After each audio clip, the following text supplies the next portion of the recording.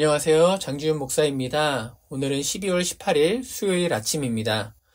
2024년 마지막 수요 말씀 묵상인데요. 오늘은 저와 함께 말라기를 묵상하도록 하겠습니다. 말라기는 구약을 마무리하고 신약을 내다보는 책입니다. 그래서 성경 전체를 보았을 때 말라기는 구약 성경의 총결론이자 동시에 신약 성경의 서론이라고 할 수 있는 책입니다. 구약 성경은 희망과 성취를 거듭 반복하면서 발전하는 것처럼 보였지만 마침내 이 말라기에 이르러서는 그 반복을 중단하고 계시가 마감된 채 궁극적인 하나님 나라의 완성을 향해서 가는 것으로 끝을 마무리하게 됩니다. 그리고 앞으로 신약은 구약이 바라보았던 완성이 어떻게 성취되는지를 보여주는 것입니다. 말라기는 총 6개의 논쟁으로 구성이 되어 있는데요. 그 중에서도 말라기 선지자가 제기하는 당시의 문제의 핵심은 첫 번째로 예배의 타락과 두 번째로 가정의 붕괴입니다. 그래서 오늘은 저와 함께 말라기의 배경을 살핀 다음 이 두 가지 문제를 잘 보여주는 논쟁을 묵상해보는 시간을 가지려고 합니다. 먼저 배경을 살펴보겠습니다. 말라기는 나의 사자라는 의미를 담고 있습니다. 하나님의 전령이라는 뜻이죠. 그런데 하나님께서는 이 하나님의 사자 말라기를 보내면서 가장 먼저 경고의 말씀을 전하셨습니다. 말라기 1장 1절 여호와께서 말라기를 통하여 이스라엘에게 말씀하신 경고라. 그러면서 바로 첫 번째 변론이 시작됩니다. 말라기 1장 2절 여호와께서 이르시되 내가 너희를 사랑하였노라 하나 너희는 이르기를 주께서 어떻게 우리를 사랑하셨나이까 하는도다. 하나님은 내가 너희를 사랑했다라고 고백합니다. 이것은 과거의 완료형이 아니라 현재에도 그렇다는 일반적인 진술을 말합니다. 그런데 이스라엘은 주님께서 어떻게 우리를 사랑하셨습니까? 라고 반문합니다. 이 말씀도 배경이 있는데요. 말라기는 먼저 포로 귀환과 성전 재건 후에 활동했었던 선지자입니다. 이 시기에 앞서 포로로 귀환한 백성들은 성전을 짓다가 15년 동안 중단이 된 적이 있는데요. 학계 선지자가 백성들의 무너진 마음을 불러일으켜서 성전을 회복하고 재건하도록 독려했었습니다. 그때 하나님은 학계를 통해 백성에게 몇 가지 약속을 주셨습니다. 학계 2장 9절 이 성전의 나중 영광이 이전 영광보다 크리라. 내가 이곳에 평강을 주리라. 학계 2장 18절과 19절 너희는 오늘 이전을 기억하라. 아홉째 달 24일 곧 여호와의 성전 지대를 쌓던 날부터 기억하여 보라. 오늘부터는 내가 너희에게 복을 주리라. 하나님께서는 이렇게 영광이 클 것이고 너희에게 복을 줄 것이고 만군의 여호와께서 이 모든 것을 이루실 것이다 말씀하셨습니다. 그래서 백성들은 기대가 있었습니다. 하지만 안타깝게도 성전 재건 후에 시간이 흘렀는데도 이 약속이 성취될 기미가 보이지 않았습니다. 백성들은 점점 실망했고요. 우리가 속은 것인가? 더 기다려야 하나 하면서 피로감이 쌓이고 지쳐가기 시작했습니다. 그래서 이것이 지속된 끝에 가장 먼저 예배의 타락으로 드러난 것입니다.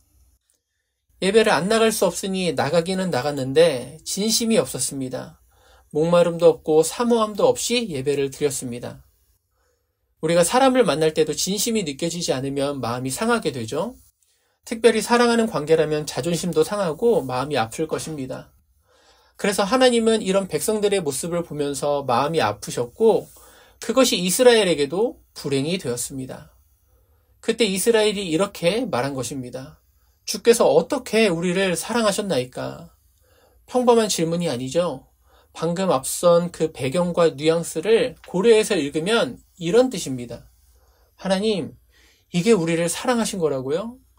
하나님, 우리는 그렇게 고생해서 포로 귀환을 했고 학계 선지자의 말을 믿고 힘들게 헌신해서 이 성전을 지었는데 그런데도 그 결과가 이것밖에 안 됩니까? 이것이 하나님의 사랑입니까? 이렇게 이스라엘은 항변하듯이 하나님께 질문하고 있었던 것입니다. 하나님은 그런데 갑자기 야곱과 에서의 이야기를 꺼내십니다. 1장 3절 나 여호와가 말하노라 에서는 야곱의 형이 아니냐. 그러나 내가 야곱을 사랑하였고 에서는 미워하였으며 그의 산들을 황폐하게 하였고 그의 산업을 광야의 이리들에게 넘겼느니라. 왜 갑자기 하나님은 야곱 이야기를 꺼내셨을까요? 그것은 야곱이 이스라엘 역사를 통틀어서 하나님의 사랑이 어떻게 생생하게 역사했는지를 가장 확실하게 보여주는 사례이기 때문입니다. 우리가 아는 것처럼 야곱은 태어나기 전부터 하나님의 선택을 받았습니다. 엄마 리브가가 쌍둥이를 잉태하고 있을 때 하나님이 말씀하셨습니다. 네 뱃속에 두 국민이 있는데 큰 자가 어린 자를 섬길 것이다. 그래서 태어나기 전부터 장자가 아니었던 야곱이 선택을 받았습니다.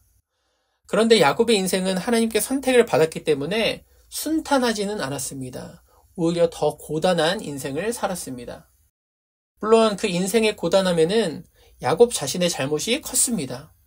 야곱은 형을 속여서 장자의 축복을 받으려 했고 그로 인해 가족과 생이별을 하고 나그네 삶을 살게 되었습니다.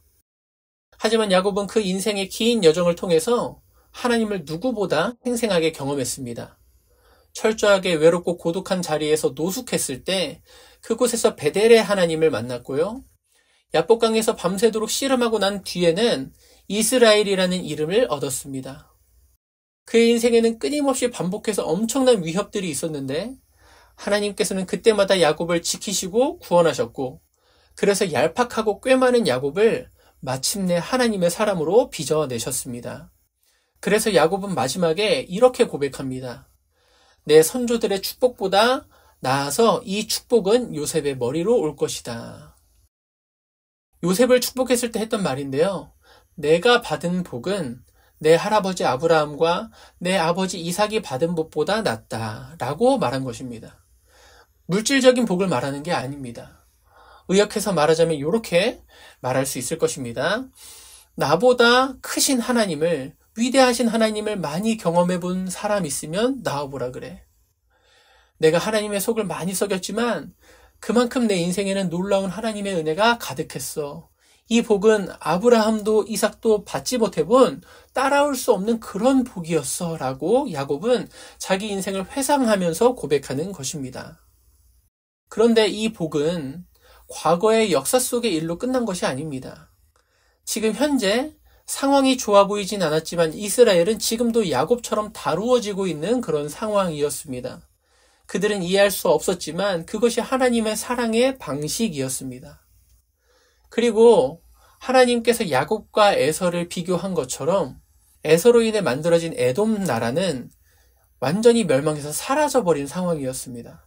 그런데 오히려 이스라엘은 하나님께서 성전을 세우게 하시고 또 연단의 시간을 보내게 하고 계신 것은 하나님의 은혜이자 하나님의 사랑의 연장성 속에 있는 분명한 일이었던 것입니다. 사랑하는 성도 여러분, 우리도 하나님을 믿고 예배하고 사랑하지만 여전히 답답하고 실망스러운 현실을 마주할 때가 있는 것 같습니다.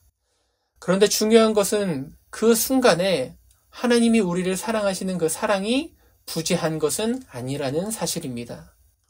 하나님께서는 하나님의 사람들을 빚어가고 계십니다. 눈에 보이는 풍요나 잘 풀려가는 환경을 넘어서서 하나님의 뜻이, 하나님의 사랑이 하나님의 사람들을 빚어가고 있는 것입니다. 우리가 우리를 빚어가시는 하나님의 시선과 계획을 바라볼 수 있었으면 좋겠습니다. 하나님의 사랑을 의심하지 않고 믿음의 자리로 나아갈 수 있었으면 좋겠습니다. 이렇게 1장에서는 예배의 타락과 흠이 있는 제물을 드리는 문제, 또 하나님 말씀의 타락에 대한 그런 경고들이 계속해서 나옵니다. 그리고 2장 10절부터는 가정의 문제에 대해서 다루는데요. 그런데 이 가정의 문제는 예배의 타락과 밀접한 관련이 있었습니다. 왜일까요? 예배가 타락하고 하나님에 대한 신뢰가 깨지기 시작하자 그것이 우상숭배에 대한 갈망으로 이어진 것입니다. 하나님만으로 뭔가 안 되나 봐. 그래서 그들에게 익숙했었던 가나안 문화의 삶에 기웃거리기 시작한 것입니다. 그리고 가장 확실한 방법으로 무엇을 선택했느냐? 이방 족속과 딸들과 결혼하는 것을 선택한 것입니다. 이방신을 모시기 위해서 결혼한 것입니다. 그래서 이스라엘은 어릴 적부터 언약을 통해 맺어진 약혼했었던 아내, 또 결혼한 아내를 버리기 시작했습니다. 단순히 성도덕의 문란과 윤리적인 문제가 아니었습니다. 더 깊은 곳에서는요, 사실 풍요를 누리고자 하는 맘몬이라고 하는 우상이 자리 잡고 있었던 것입니다. 그래서 하나님을 향한 그 언약과 예배에 대한 불성실이 가정에 대한 불성실로 이어진 것입니다. 너무 슬픈 이야기인데요. 2장 13절이 이렇게 말합니다. 곧 눈물과 울음과 탄식으로 여호와의 제단을 가리게 한다. 그러므로 여호와께서는 너희의 봉헌물을 돌아보지도 아니하시며 그것을 너희 손에서 기꺼이 받지도 아니하시거늘 이라고 말합니다. 제단이 눈물과 울음과 탄식으로 가득했다. 누구의 눈물이었을까요? 그것은 남편들에게 버려진 이스라엘 여인들의 눈물이었습니다. 당시 문화 속에서는 여자가 남편을 버리는 일이 없었으니까요. 이렇게 자신의 아내를 비참하게 만들고 끔찍한 죄를 저질렀음에도 불구하고 그들은 그들 스스로의 상황을 인지하지도 못했습니다. 그래서 2장 14절은 이렇게 말합니다. 너희는 이르기를 어찌 이렇게 되었나이까 라고 이야기합니다. 그들은 자기 자신을 인식하지 못하고 계속해서 하나님께 항변하는 것입니다. 사랑하는 성도 여러분, 성경은 놀랍게도 하나님을 향한 신실함과 가정을 향한 신실함을 구분하지 않습니다. 이 두 가지는 긴밀하게 연결되어 있습니다. 그렇기 때문에 사단은 오늘도 가정을 공격하고 있습니다. 이 말씀을 묵상하면서 저는 아이러니하게도 마태복음 1장에서 요셉이 마리아를 지키기 위해 애쓴 모습이 떠올랐습니다. 이 말라기 시대의 사람들은 합법적으로 정상적으로 언약으로 맺어진 아내들을 버렸습니다. 그런데 바로 다음에 마태복음 1장은 요셉이 약혼자의 잉태 소식을 듣고 그를 끝까지 지켜주기 위해서 그의 수치를 가려주고 조용히 끊으려고 한 모습을 보여줍니다.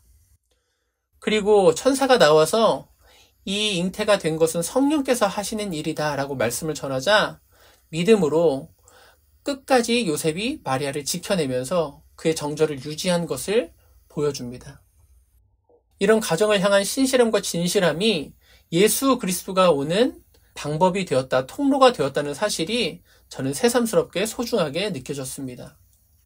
가정을 향한 신실함과 진실함이, 사랑이 많이 필요하고 또 중요한 시대를 살고 있는 것 같습니다.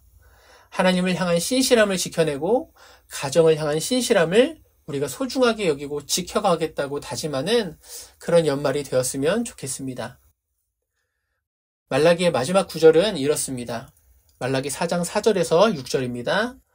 너희는 내가 호렙에서 온 이스라엘을 위하여 내 종 모세에게 명령한 법, 곧 율례와 법도를 기억하라. 보라, 여호와의 크고 두려운 날이 이르기 전에 내가 선지자 엘리야를 너희에게 보내리니 그가 아버지의 마음을 자녀에게로 돌이키게 하고 자녀들의 마음을 그들의 아버지에게로 돌이키게 하리라. 돌이키지 아니하면 두렵건대 내가 와서 저주로 그 땅을 칠까 하노라 하시니라. 이 말씀은 말라기서뿐 아니라 구약의 모든 토라와 모든 선지서들을 끝맺는 역할을 합니다. 핵심은요, 내 종 모세에게 명령한 율법을 기억하라는 명령입니다.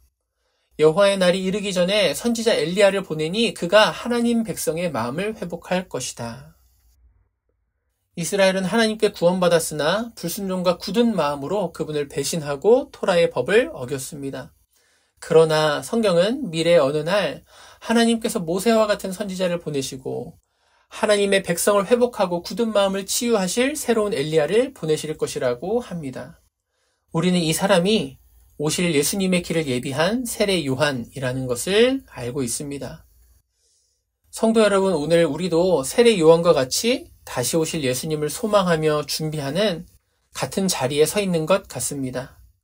오늘 말씀을 기억하면서 또 다음 주에 있을 성탄절을 또 기대하면서 주님, 제가 주님을 기다립니다. 주님, 제가 주님의 길을 예비하는 삶을 살고 싶습니다. 오늘 주신 말씀처럼 예배의 자리를 지켜내고 가정의 자리를 지켜내면서 다시 오실 주님 맞이할 준비를 하겠습니다. 우리가 다짐할 수 있는 그런 우리의 삶이 되었으면 좋겠습니다. 오늘 말씀은 여기까지입니다. 저는 복된 주일에 뵙겠습니다. 샬롬.